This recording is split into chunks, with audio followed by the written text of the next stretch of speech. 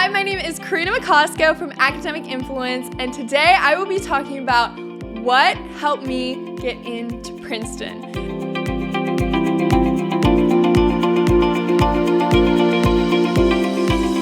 I'm a senior, I just graduated, and I will be attending Princeton University in the fall as a freshman. So I thought I would just walk through kind of my process, what I went through when applying, and hopefully it can be helpful if you're starting the application process this coming fall, or you're in high school, or you're just starting to think about it, or you're a parent and you're trying to help your kids through this process. But before I start, I just want to give a few disclaimers. I first want to say that I don't know really what got me into Princeton.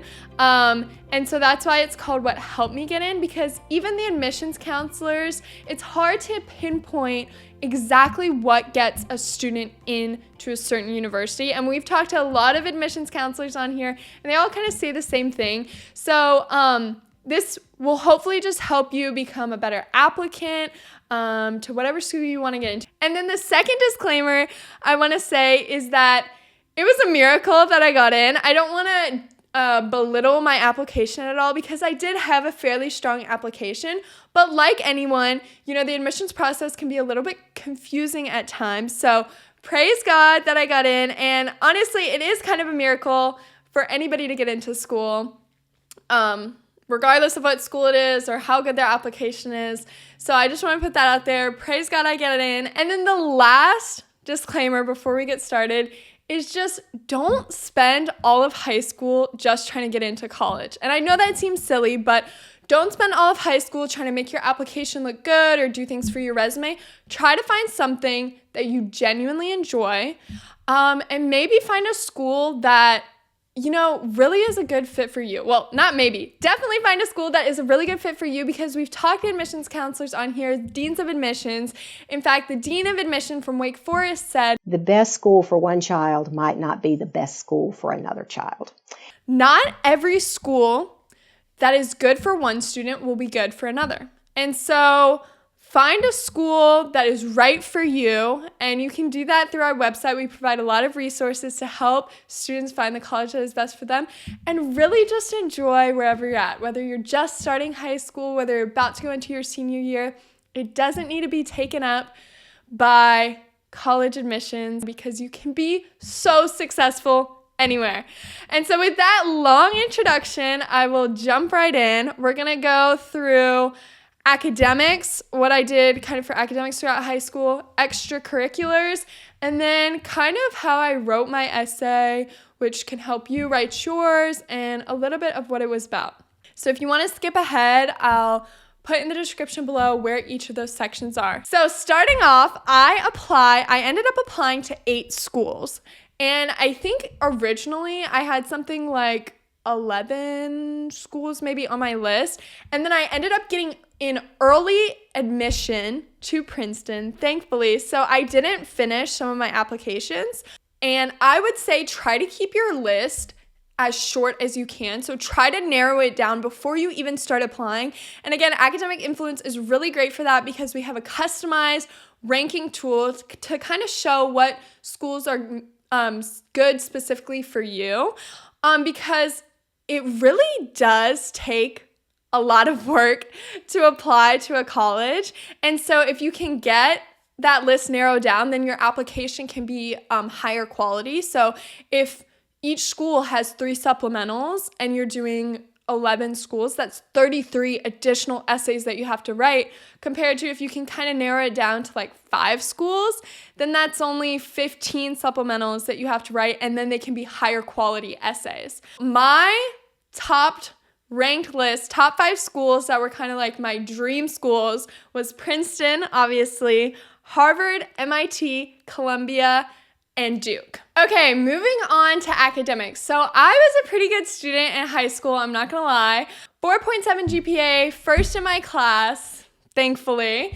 And I took 19 AP classes over high school. I got mostly 4s and 5s on my AP tests. From my experience, you didn't have to submit all of your AP scores. Our school pays for all of the AP tests, so every student takes all of their AP tests, which is another thing that was really nice. In terms of the classes you take, I remember freshman year, our guidance counselor was like, if you want to go to one of these top colleges like the Ivies, you have to take the hardest classes you can. And from my experience, now this might not be everybody's experience, academics are kind of what gets you in the door. And we've heard other admissions counselors say that. So your academics have to be good, but then you also have to have like additional extracurricular stuff. So moving on to extracurriculars, I think this is the biggest like myth that I heard when I was a freshman or like starting off in high school. I would hear so many people say like,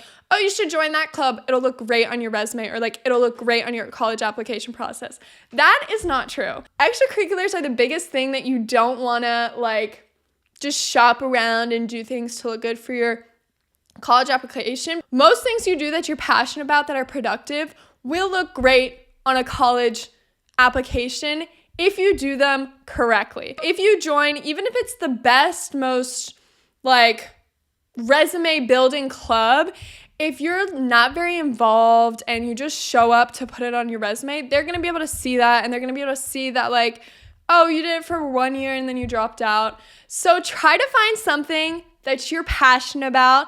Try to find something that really excites you, because then that will make it so much easier to write about it for your application, to get involved. And also, like I said, you're not just in high school to build your resume for college. You really want to enjoy what you're doing in high school. And it's 4 years of your life. If you join a club just to look good on your resume, and let's say it meets like an hour after school, like once a week, and that's like 40 hours a year, maybe. Let's say like 40 hours a year, and that's for 4 years. That's 160 hours that you're doing something that you don't even want to do. And chances are that there's another club that would be more exciting for you, that would look just as good on an application, and you would actually enjoy doing it. In terms of my club experiences, I did Spanish club. I was vice president for 2 years. Debate club, I did that for 3 years, and I was president for the last year. I did youth and government for 3 years, and I was a senator. My brother and I like wrote a bill together. We went to the conference. Very fun. I did National Honor Society. And I know there's a few more, but those are just the ones I want to highlight. I also did things like kind of random opportunities that just came up. So I did like a We Code conference that was organized by some undergrads at Harvard, and I really enjoy coding and computer science, so I just happened to do it. So if you have the opportunity to do something and it sounds interesting, I mean, definitely make sure that it's a time commitment you can make, but just go for it. Go for the random opportunities, and you never know where it's gonna lead you. Chances are you could get really involved in it, and it could actually be the thing that you end up writing a supplemental essay about, your Common App essay about. So just go for those random opportunities. Next is work experience. And this might not be something for everybody. I have thankfully been able to have pretty unique work opportunities throughout high school, and especially with the pandemic, it opened up a lot of like online things that I could do from my house. I worked at my church, and I was doing that long before the pandemic. I help with the childcare. I love it. Like I said, find something you're passionate about. I just love doing that. Definitely was not doing it to put on a college application, but I did end up including it, which was kind of fun. And I'm definitely going to miss that when I go to college. These videos I do for academic influence, which I love doing. Again, I love like talking to people. That was another work experience. And then I actually helped for a little bit type up a textbook. So I was a typesetter for a textbook. And that was really fun. Again, just like random opportunities. That was written in LaTeX, and I was actually a TA for like a short course on LaTeX. Again, super fun. I just like reached out to the teacher doing it, and I was like, hey, like I have this experience. Let me know if you need a TA. And it was really fun. Just try something new. High school, and I mean, even college, is really your chance to explore, to branch out. So just find something that you love doing and really stay consistent with it. The last thing for extracurriculars is sports. So sports is very different for some people. I was on varsity track all 4 years, and I played volleyball for 2 years, and I danced for 2 years outside of school. For me, I'm not going to college to run track, but I loved doing it in high school. It was the extracurricular that I got most involved in at my school. If you're going to try and do your sport in college or at the next level, of course you still apply to college, but you definitely have to be more proactive and reach out earlier. But for me, that was an extracurricular I did, was track. And it was kind of, again, random opportunity, and I loved it. Okay, last section is essays. Just from my friends and from me personally, essays are what stress people out the most of their senior year. You have your resume, you have all that you've done from freshman year till senior year. And now in the fall of your senior year, depending on what schools you're applying to, you have to write a ton of essays. Specifically, the Common App essay. We've talked to like Sara Harberson. She wrote an amazing book called Soundbite. If you're kind of lost on what to write for your Common App essay, I would definitely recommend getting that book, reading it through. We interviewed her, and one of the greatest pieces of advice that she said was, what I've realized over the years, it doesn't just come down to one thing. It is about living your soundbite, being really true to who you are, and making sure that comes through in every part of your application. For her soundbite, it's kind of like a theme that you have throughout your application, especially throughout your Common App essay. If you just take all that you've done in all of high school and try and throw it in an application, it's not really going to paint a clear picture of who you are. Even though you want to highlight all the amazing stuff that you did in your extracurriculars, your academics, maybe you did some research, you more than anything want to paint a picture of who you are, right? Because they're not admitting your accomplishments. They're not just admitting like a 4.7 GPA. They're admitting you as a whole applicant. And so sometimes people can miss out on that. They just try and like put their whole resume into a Common App application, and they lose kind of like the personality of it, right? If you're lost on what to write about, or you're working on your Common App right now, or you're just thinking about it for the future, try to imagine what you would want a college admissions counselor to know about you. Think about if they had never met you before and they're reading this Common App essay to get to know you. They're reading your application to get to know you. What is it that you want them to know about you? And kind of go off of that. I will do a whole other video on like writing an essay, but I wrote about loving to talk to people, loving hearing people's stories and getting to know people and having conversations that kind of open the door to learning something new. I tied in stuff I've done, stuff in my extracurriculars, life experiences, things beyond just awards and accomplishments. And that's like, I guess, what my theme was. So don't focus so much in this application on just trying to tell them every great thing you've ever done.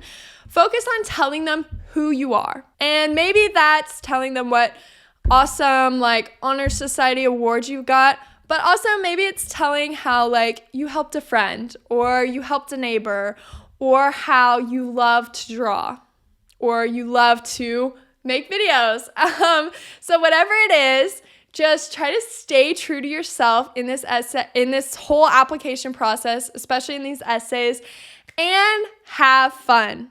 And if you're in the middle of the college application process, me saying that probably is like, I don't know what this girl is talking about because this whole process is not fun. But honestly, there are so many opportunities at so many different schools. But I hope this helped. I am just one person who went through this college admissions process and who's going to college in the fall. There's no cookie cutter model for a college application, but there are ways that you can become a better applicant. This is just the things that helped me personally, the things that were on my resume. I know that there's things in my extracurriculars I've missed. There's some like random things that I didn't even think to put in my application. Again, praise God I got in, and I'm praying it goes well for all of you guys. I know it can be stressful. If you have any more questions, again, feel free to leave them down below. Contact us directly or check out our website, Academic Influence, and we would love to help you.